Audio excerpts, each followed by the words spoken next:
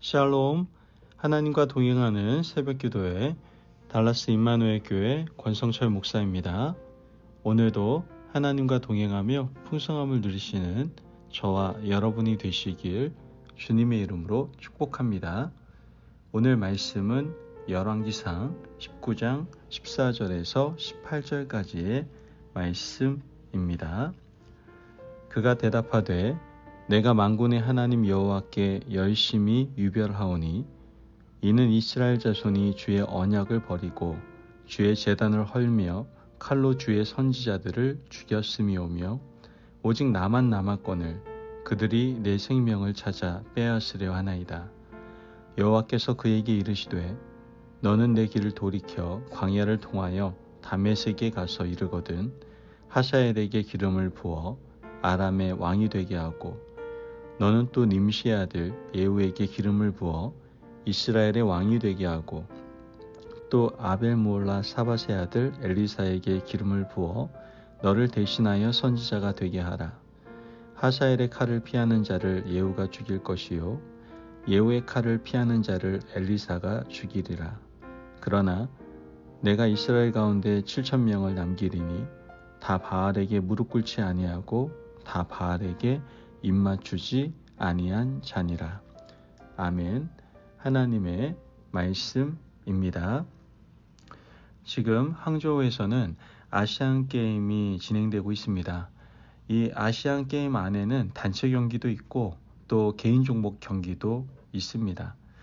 축구나 야구, 또 농구, 배구 같은 구기 종목들은 대표적인 단체 경기죠. 또 수영이나 역도나 레슬링 등과 같은 종목들은 개인 종목이라고 할 수 있습니다. 하지만 개인 종목이라 하더라도 무대에 서서 시합을 하는 사람이 한 사람일 뿐이지 그 선수가 그 자리에 서기까지 수많은 사람들이 그 선수를 뒷바라지하고 도와서 그 자리에 서게 하고 있다는 것이죠. 가깝게는 부모로부터 시작해서 어릴 때부터 지도했던 감독님, 코치들, 동료 선수들, 응원하는 국민들까지 엄청나게 많은 사람들이 함께 움직이고 있는 겁니다. 교회도 마찬가지입니다. 눈에 보이는 목회자와 구역회가 교회의 중요한 일들을 결정하고 이끌어가는 것처럼 보이고 교회를 좌우하는 것처럼 보이지만 사실은 모든 성도들이 함께 기도하고 동역하며 함께 뛰고 움직이기 때문에 하나님의 교회가 같은 방향으로 움직여지고 있는 겁니다. 그러므로 교회는 모든 성도들의 동역의 장이고 하나님의 사람들이 하나님 앞에서 같은 역사를 이루어가는 하나님의 역사의 장이라고 말할 수 있는 것이죠. 사람들이 그것을 모르는 채 아시안게임 무대에서 금메달을 따게 되면 무슨 병에 걸립니까? 스타병에 걸립니다. 동역했던 수많은 사람들의 수고를 잊어버리고 무시하며 자신만 잘난 것처럼 생각을 하죠. 수많은 사람들이 함께 도와서 여기까지 왔음에도 불구하고 그들의 수고를 다 잊어버리고 마는 겁니다. 교회가 성장하고 부흥하게 될 때 한 명의 목회자가 자신의 능력이라고 생각하게 되면 그 교회는 그때부터 잘못된 방향으로 가게 되는 겁니다. 혹시 교회가 어려움을 겪게 되더라도 한 사람이 잘못해서 잘못되는 일은 없습니다. 공동체 전체가 함께 책임져야 되고 동시에 공동체가 함께 영광 받아야 되는 것입니다. 오늘 본문은 그런 의미에서 엘리야의 잘못된 생각을 잘 보여주고 있는데요. 하나님께서 엘리야에게 동역의 의미를 보여주셨는데 지금 혼자 남았다라고 착각하고 있습니다. 열왕기상 19장 이야기는 그 위대한 갈멜산 사건 이후의 현장입니다. 갈멜산 사건이 얼마나 위대한 사건입니까? 바알과 아세라의 선지자들과 엘리야가 믿음의 단판을 겨루어 하나님께서 엘리야에게 승리를 주신 위대한 현장이 바로 이 갈멜산 현장입니다. 송아지를 잡고 각을 뜨고 제단 위에 올려놓았는데 하늘에서부터 불이 내려와서 제물을 불살라버렸습니다. 살아계신 하나님의 능력을 본 백성들이 바알과 아세라의 선지자들을 심판했습니다. 엘리야는 이제 다 끝났다라고 생각을 했을 겁니다. 이스라엘에 하나님의 나라가 다시 도래하는 영광의 시대가 올 것이라고 생각했겠죠. 하지만 사탄은 그렇게 호락호락하지 않았습니다. 오히려 더 강력하게 도전을 해옵니다. 이세벨과 아합이 엘리야를 죽이려고 사신을 보냈습니다. 열왕기상 19장 2절 말씀을 보면 이세벨이 사신을 엘리야에게 보내어 이르되 내가 매일 이맘때에는 반드시 내 생명을 저 사람들 중 한 사람의 생명과 같게 하리라. 그렇게 하지 아니하면 신들이 내게 벌 위에 벌을 내림이 마땅하니라 한지라. 아니 이렇게 놀라운 기적이 일어났음에도 불구하고 이세벨과 아합은 눈도 깜짝하지 않고 있는 겁니다. 바알과 아세라의 선지자들이 다 죽었음에도 불구하고 오히려 더 강력하게 엘리야를 잡아 죽이려고 했던 것이죠. 이것이 엘리야의 마음을 무너지게 만들었던 겁니다. 분명 강한 공권력이 하나님의 놀라운 역사를 보았음에도 불구하고 하나님 앞에 굴복하지 않자 엘리야는 이제 오히려 하나님 앞에서 죽기를 구하고 있었던 것이죠.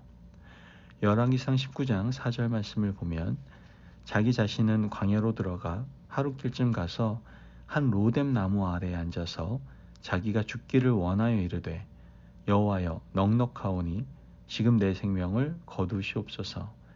나는 내 조상들보다 낫지 못하니이다 하고 지금 엘리야는 하나님 앞에서 구합니다.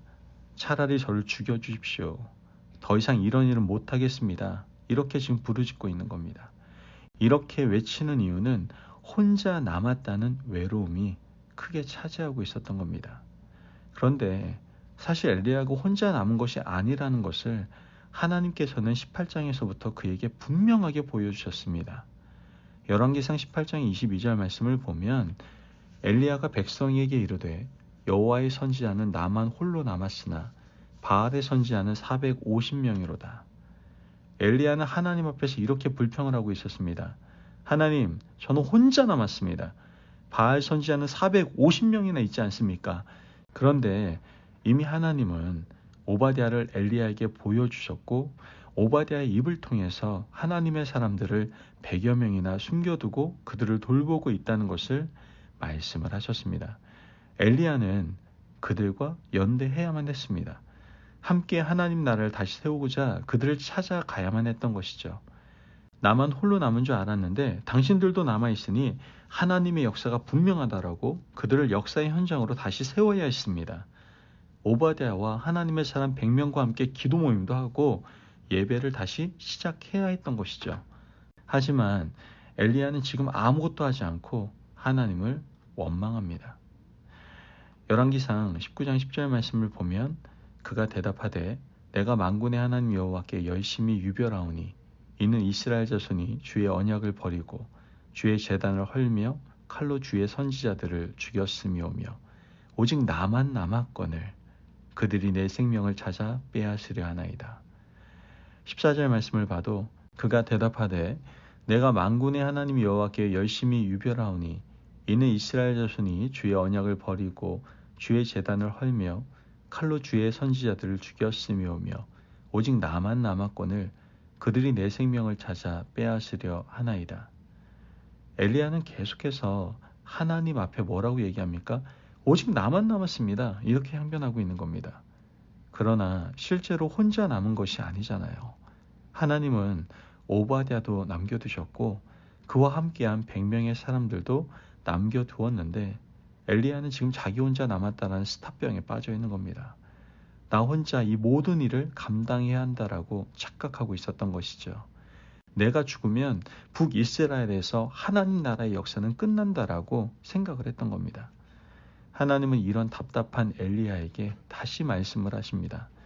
열왕기상 19장 18절 말씀을 보면 그러나 내가 이스라엘 가운데 7,000명을 남기리니 다 바알에게 무릎 꿇지 아니하고 다 바알에게 입맞추지 아니한 자니라. 말씀을 보면 내가 너에게 오바댜를 보여주었고 100명의 사람들이 있다라고 했는데 사실은 거기에 6,900명을 더해서 7,000명이 남아있다라고 하시고 그들은 아직 바알에게 무릎 꿇지 않은 순결한 자들이라고 말합니다. 하나님은 엘리야에게 후계자를 세우도록 하셨는데요. 엘리사를 찾아가서 만나게 하시고 그를 후계자로 세우게 하셨습니다. 결코 혼자 있는 것이 아니라는 증거였던 것이죠. 이렇게 믿음의 동역자들이 있음에도 불구하고 나만 남았다라고 착각하는 사람들, 그것은 영적인 스타병에 걸린 겁니다. 엘리야는 이것 때문에 영적 침체에 빠졌던 겁니다. 여러분, 우리가 하나님의 일을 할 때에도 교회에서 나 혼자 일한다고 생각하면 굉장히 곤란합니다. 혼자 일하는 것은 하나님이 원하시는 방법이 아닙니다. 하나님은 많은 사람들에게 주신 달란트대로 다양하게 일하십니다. 각자가 각양의 다른 모습으로 하나님을 섬기고 하나님께서 기뻐하시는 일을 하고 있기 때문에 하나님 나라 공동체가 이렇게 온전하게 하나님께서 기뻐하시는 방향으로 갈 수가 있는 겁니다. 여러분, 나만 남았다고 생각하는 것은 하나님 나라 발전을 저해하는 미련한 생각임을 꼭 기억하시기를 바랍니다.